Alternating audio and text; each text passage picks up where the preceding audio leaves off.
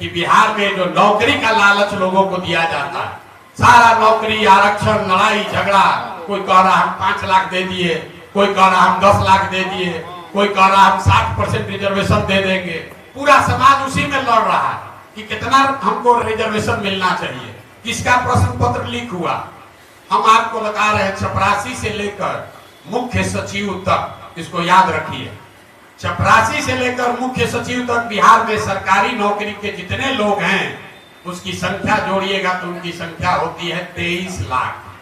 मतलब 1.97% 2% से कम लोग ही बिहार में सरकारी नौकरी आज 75-78 साल में पाए। 98% आदमी को ना सरकारी नौकरी है ना आगे हो सकती है। नमस्कार, मैं स्वीटी और आप देख रहे हैं एनवीसी 24। जनसुराज के सूत्रधार प्रशांत किशोर करीब 2 वर्षों से लगातार बिहार के हर जिले और प्रखंड में घूम रहे हैं, लोगों के बीच जा रहे हैं, लोगों की समस्याओं को सुन रहे हैं, समझ रहे हैं और अब तो बड़े बड़े दावे और ऐलान भी करने लगे हैं क्योंकि उनकी 2 तारीख को यानी 2 अक्टूबर को उनकी जो पार्टी है वो बनने जा रही है।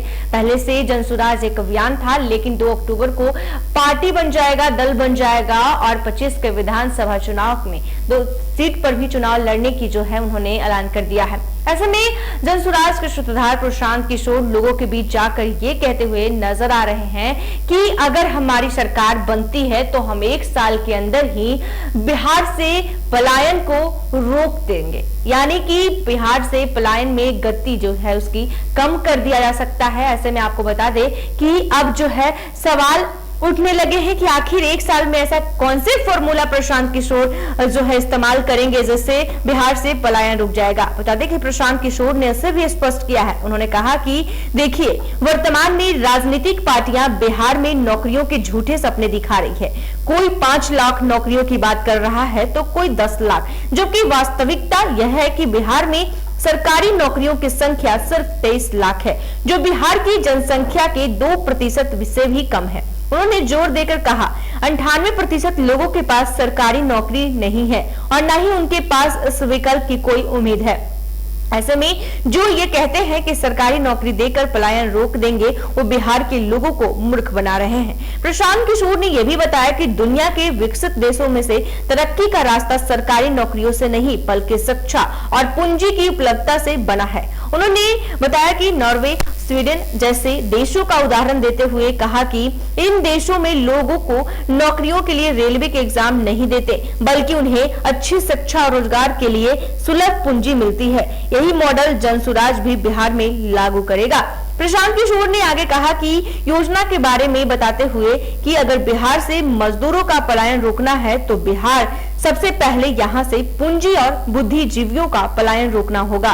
हमारे साथ 10 बड़े अर्थशास्त्री इस दिशा में काम कर रहे हैं और उन्होंने एक ठोस मॉडल तैयार किया है जिससे बिहार में पलायन को रोका जा सकेगा। तो ऐसे में क्या कुछ कह रहे हैं जनसुराज के सूत्रधार प्रशांत किशोर, उनकी पहले इस बातों को सुनिए। हम लोग कह रहे हैं कि 1 साल में डिस्ट्रेस माइग्रेशन, मतलब मजबूरी में यहाँ से बाहर जाने वाले लोगों को रोक दिया जाएगा, किसी को नहीं जाना पड़ेगा। एक लोग हमसे पूछता आपके पास ऐसा क्या जादू का छड़ी है, अभी आपको बता रहे हैं कि वो कैसे रोका जाएगा। पहले बात ये समझिए कि बिहार में जो नौकरी का लालच लोगों को दिया जाता है, सारा नौकरी आरक्षण लड़ाई झगड़ा, कोई कह रहा हम 5 लाख दे दिए, कोई कह रहा हम 10 लाख दे दिए, कोई कह रहा हम 60% रिजर्वेशन दे देंगे। पूरा समाज उसी में लड़ रहा है कि कितना हमको रिजर्वेशन मिलना चाहिए। किसका प्रश्न पत्र लीक हुआ हम आपको बता रहे हैं। चपरासी से लेकर मुख्य सचिव तक, इसको याद रखिए, चपरासी से लेकर मुख्य सचिव तक बिहार में सरकारी नौकरी के जितने लोग हैं उसकी संख्या जोड़िएगा तो उनकी संख्या होती है 23 लाख। मतलब 1.97% 2% से कम लोग ही बिहार में सरकारी नौकरी आज 75-78 साल में पाए हैं। 98% आदमी को ना सरकारी नौकरी है ना आगे हो सकती है। तो जो भी आपको बता रहा है कि सरकारी नौकरी देके पलायन रोक देंगे, उससे बड़ा मूर्ख या उससे बड़ा ठग कोई भी नहीं, कोई नहीं सकता।